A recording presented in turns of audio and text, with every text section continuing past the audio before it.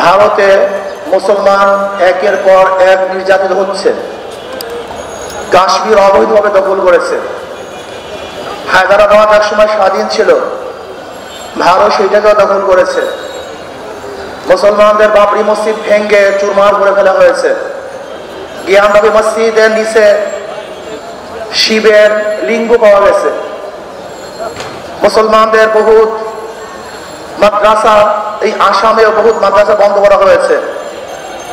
আমাদের মুসলিম নারীদেরকে ভারতে অবৈধ ধর্ষণের পর হত্যা করা হয়েছে। মিথ্যা গরু গোশ বহনের অভিযোগে বহু মুসলমান সন্তানদেরকে পিটিয়ে হত্যা করা হয়েছে। মুসলমানদের সমস্ত অধিকার থেকে বঞ্চিত করা হচ্ছে। শেষ পর্যন্ত ওয়াকফ আইন বাতিল করে মুসলমানের সমস্ত সম্পত্তি দখল করার চক্রান্ত করতেছে। আপনারা জানেন ভারতের মধ্যে 9,40,000 একর, প্রায় 10 লক্ষ একর জমি, প্রায় 10 লক্ষ একর জমি ওয়াকফ। যে অকৃত জমির মধ্যে মুসলমানদের প্রতিষ্ঠান, মসজিদ, মাদ্রাসা, কবরস্থান, ইতিমখানা, বিভিন্ন দাতব্য চিকিৎসালয়, এই সমস্ত মুসলমানদের অকৃত জমিকে সরকার দখল করার চক্রান্ত করতেছে। এক কথায় চিরতরে মুসলমানদেরকে ভারতে উৎখাত করা যে নীল নকশা মোদী এঁকেছে, এটা খুব ভয়ঙ্কর। আমি মোদী সরকারকে স্মরণ করিয়ে দিতে চাই, ইন্ডিয়ান গেটে দেখুন 90,000 মানুষ মৃত্যুবরণ করেছিল ব্রিটিশ আন্দোলনে। এর মধ্যে প্রায় 63,000 মুসলমান। 90,000 মানুষ মৃত্যুবরণ করেছে। এর মধ্যে সে ইন্ডিয়া গেটের মধ্যেই মুসলমানদের সংখ্যা প্রায় 63,000। আপনারা জানেন ব্রিটিশ আন্দোলনের প্রথম ভূমিকা রেখেছিল মুসলমান।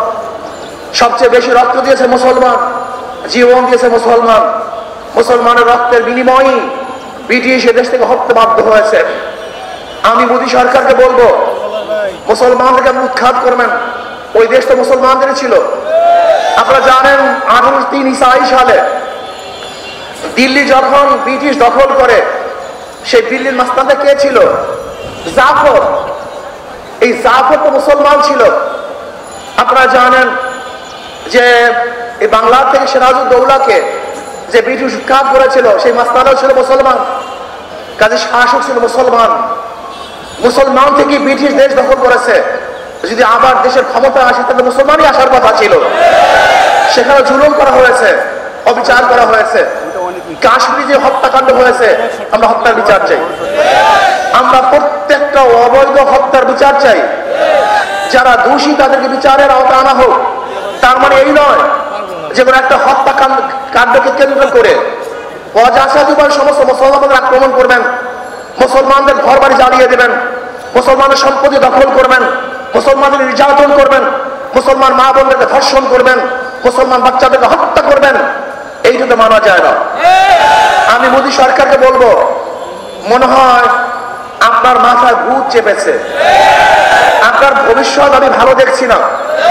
যদি মুসলমান ক্ষিপ্ত হয়, সরকারি হিসাবে 20 কোটি মুসলমান, কিন্তু 20 কোটির চেয়ে অনেক অধিক মুসলমান কিন্তু ভারতে বসবাস করে। আল্লাহ পাকের শুকর, মুসলমানের সেরা শক্তিশালী, কিন্তু মুসলমানরা কিন্তু সেই দেশটাকে নিজের দেশ মনে করে। তারা এই কথা মনে করে না যে ভারত অন্য কাউ দেশ। ওই দেশে তারা থাকতে চায়, ওই দেশে তারা মুক্তি চায়, ওই দেশের উন্নয়ন করতে চায়। তারা মুনাফিক নয়, তারা দেশকে বিক্রি করতে চায় না। কিন্তু আপনারা যারা দেশকে ধ্বংস করার চক্রান্ত করতেছেন, যদি মুসলমান জাগ্রত হয়, শুধু মুসলমান না, ভারতের হাজারো দেশ প্রেমিক মানুষ আছে যারা মুসলমানদের সঙ্গ দিবে, মুসলমানদের সাথে একসাথে কাজ করবে, মুসলমানদের সাথে একসাথে আন্দোলন করবে এবং মোদী সরকার উৎখাত করে ছাড়বে ইনশাআল্লাহ। আমি জাতিসংঘকে বলবো, বিশ্ব মানবাধিকার সংস্থাকে বলবো, মুসলমানদেরকে যে নির্যাতন করতেছে আপনারা কি দেখেন না? আপনাদের চোখে পড়ে না? মুসলমানের নির্যাতন বন্ধ করেন, নয়তো এমন সংগ্রাম, এমন আন্দোলন শুরু হবে যা যে আগুন জ্বলবে, যে আগুন নিভাবার ক্ষমতা কেউ রাখবে না। আর বাংলাদেশের কথা বলতেছি, নারী নীতি, ওটা নারী নীতি নয়, বেশ্যা নীতি। আমি প্রথম যখন ইউনূস সরকারের সাথে দেখা করতে গেছিলাম, এই আমার সামনে আছে আমাদের মহাসচিব, যুগ্ম মহাসচিব, অনেক কথাবার্তা বলার পরে আমি স্পেশাল বলেছিলাম, জনাব কোন অবস্থাতেই পাশ্চাত্যদের কোন আদর্শ নীতি সংস্কৃতি আমাকে চাপিয়ে দিবেন না। আমার আগেই সন্দেহ ছিল, আমি আগেই সন্দেহ করতাম, ইউনূস সরকারকে আমি আগেই সন্দেহ করতাম। এই লোকটা তো এনজিওর লোক, এই লোকের চারপাশে তো বেশ্যারা আছে, বড় বড় রূপচারা আছে, বড় বড় ধর্ষক প্রেমের বসে আছে। আমি একজন প্রথম বলেছিলাম, পুরাণ প্রেম ভোলা যায় না। ইউনূস সরকারের সাথে যে ওই পতিতাদার সম্পর্ক, এই সম্পর্ক সে ভুলতে পারে নাই। এর জন্য আমি প্রথমেই বলেছিলাম যে খবরদার বিদেশে কোনো অপসংস্কৃতি আমাদেরকে চাপিয়ে দেবেন না। তখন তিনি হাসি দিয়ে বলেছিলেন, না না না না না না, আজকে আমাদের মা বোনদেরকে আপনি বেশ্যা বানাবেন, আমাদের মা বোনদেরকে খানকি বানাবেন, আমাদের পুরুষদেরকে লুচ্চা বানাবেন। বলতে পারেন হুজুর যৌনকর্মী বললেন না কেন, যৌন শিল্পী বললেন না কেন, পতিতা বললেন না কেন, এই খারাপ শব্দ ব্যবহার করলেন না কেন, বলতে পারেন। আমি তো মনে করি শয়তানেরা, দুষ্টরা এই সমস্ত খারাপ শব্দগুলিকে ভালো শব্দের দ্বারা পরিবর্তন করে ওদেরকে এই কাজে লিপ্ত করতে চায়। সমাজের মধ্যে শব্দগুলি কেন আসছে, সমাজের মধ্যে শব্দগুলি কেন সৃষ্টি করা হয়েছে, সমাজের মধ্যে খারাপ শব্দগুলি কেন চয়ন করা হয়েছে? চোর কি আপনি কি বলবেন, ডাকাত কি বলবেন, খুনি কি বলবেন, ধর্ষক কি বলবেন? এই শব্দগুলি কেন প্রয়োগ করা হয়েছে? যেন মানুষ এই কাজগুলি না করে, মানুষ যেন এই কাজগুলিকে ঘৃণা করে। আপনি খারাপ কাজে সুন্দর সুন্দর শব্দ প্রয়োগ করে ওই খারাপ কাজকে ভালো বানাবার চক্রান্ত করতেছেন, এই যে বড় শয়তানি। এই নারী নীতি প্রণয়নকারী তারা কারা, এরা কোথা থেকে আসছে?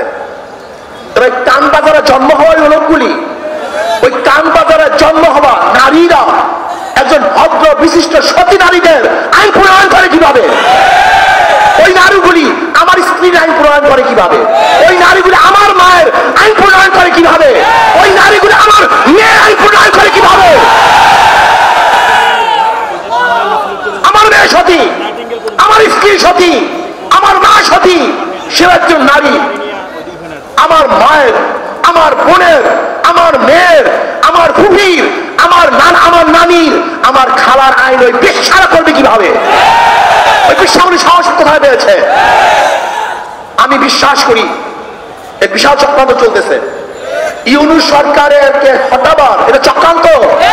সবগুলি ভারতের দালাল, এই সবগুলির সাথে ক্যালকাটা সংযুক্ত আছে, সবগুলির সাথে ক্যালকাটা সংযুক্ত। আপনি দেখুন, কোন অবস্থাতেই বাতিল নয়।